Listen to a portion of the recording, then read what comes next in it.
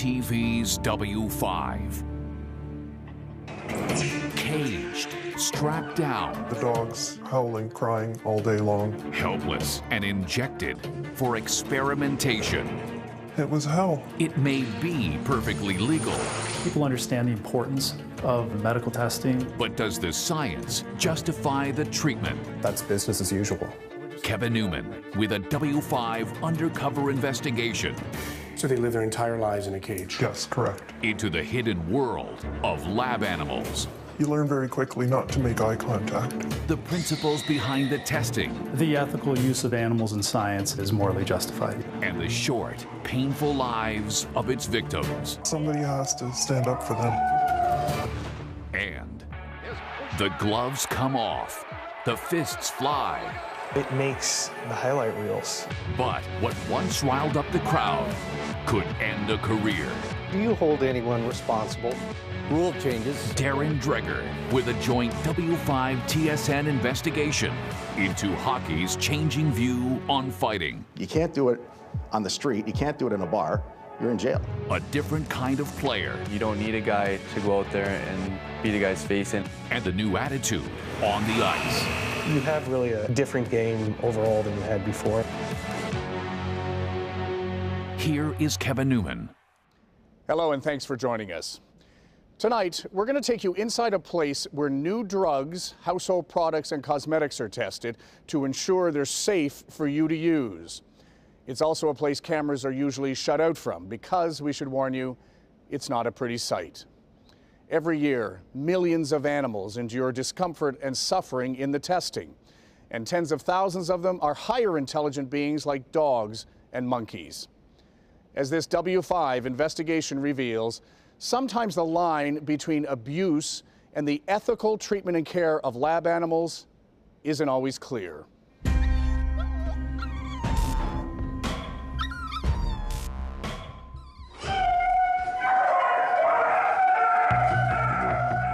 This is a 6-month-old beagle.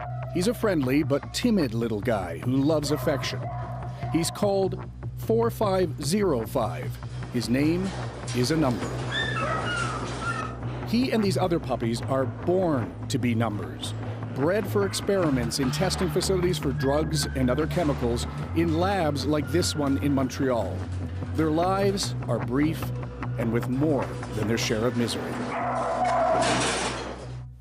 Did you ever make an animal sick? Every day. How did you put that together in your mind? It was hell. The person who shot this undercover video worked here as a lab technician for 4 months, earning barely $14 an hour. What the lab did not know was that she was also an investigator for an animal rights group, Last Chance for Animals. W5 agreed to conceal her identity. We're calling her Stephanie. The noise was what got me mostly. The dogs howling, crying all day long. Up and down the halls you'd go and that's all you would hear. It was just the dogs howling and crying. The lab is called ITR Laboratories Canada. And while Stephanie worked there, she documented the daily routines of not only beagles, but highly intelligent pigs and macaque monkeys. Most of what went on was completely legal, but it's difficult to watch. To our knowledge, no one has filmed these kinds of procedures inside a Canadian testing lab before. Screaming pigs with blistered backs are swabbed with chemicals. Monkeys are suspended in restraints while being intubated. And dogs are forced to ingest chemicals until they're sick. This dog has had surgery. There's a catheter implanted, and that catheter will remain in the dog for 9 months. So they live their entire lives in a cage? Yes, correct. And you can see the dog is being lifted by the tether. They're being lifted by the... Yeah. And thrown in? Yeah. Is that typical? With some of the technicians, yes. The video shows dogs repeatedly thrown into cages, and their treatment often seems to violate industry guidelines, which state that only the minimal amount of force necessary should be employed. That's why I need this. It takes a lot to put yourself in the line of ugly. This is their lives. This is what they're going to experience from beginning to end. And if I can expose that and share a bit of what they're going through, then I feel like I'm making a difference. You sleep better that way. I don't sleep very well at all. How many dogs were there? Hundreds. Hundreds? Hundreds. What about monkeys, primates? Probably close to 200, if not more. These eyes are looking back at you and... Sorry. It's hard. You learn very quickly not to make eye contact, because that's what got me. What you're about to see is among the most disturbing video. This technician is training dogs to wear inhalation masks. They're used to pump chemicals into their lungs. Over more than 15 minutes, the tech can be seen hitting the dogs 16 times.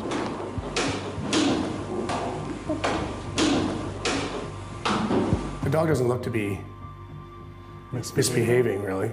No, but he's moving, and that's apparently all it takes for this technician to strike him. Over the same period, the tech also pulls the dog's ears at least 10 times.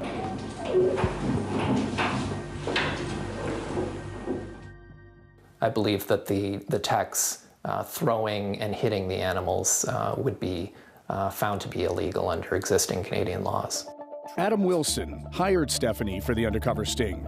As the lead investigator for the LA-based Last Chance for Animals, he believed Canadian labs were overdue for public scrutiny. Obviously, for anybody who hasn't seen this kind of thing before, what you watch is disturbing. But is it abusive? Well, there are certain cases that we documented that I think rise to the level of abuse. Wilson has submitted the video, which cross-references industry standards and laws, to the Quebec government. The allegations include ITR Labs mistreated animals, housed them in subpar conditions, and prevented them from socializing, exercising, and seeking comfort. Company records that Stephanie obtained suggest ITR's clients include drug companies testing potential new products, but also companies that make cosmetics and health supplements. What kinds of tests put you over the edge? I think it was most likely the dermal studies that were done on pigs. Those were very difficult to watch. They were testing pig skin for how it reacted to things. Yeah. Pigs feel a lot. Yep. They respond a lot. They're very vocal. This pig's back is obviously red and blistered, the apparent result of substances being applied to it. Industry guidelines suggest these procedures should be conducted in a separate room, away from the other pigs, so they can't hear the cries of pain and distress. Clearly, that does not happen here. Holding pigs down and lying across their backs and squeezing their mouths shut simply to get the pigs to quiet down, again, is abusive behavior. How much do you think Canadians know about this kind of thing? I don't think they're aware that it even happens. To get a better idea of what Canadians think about scientific testing on animals, W5 hired a staffing company to assemble a cross-section of Canadians from diverse backgrounds, jobs, and political stripes. Some of them are pet owners, some are not. What we're going to show you today is some undercover video that we've obtained from an animal rights organization from inside a Canadian lab. And then I'd like to have a conversation with you afterwards.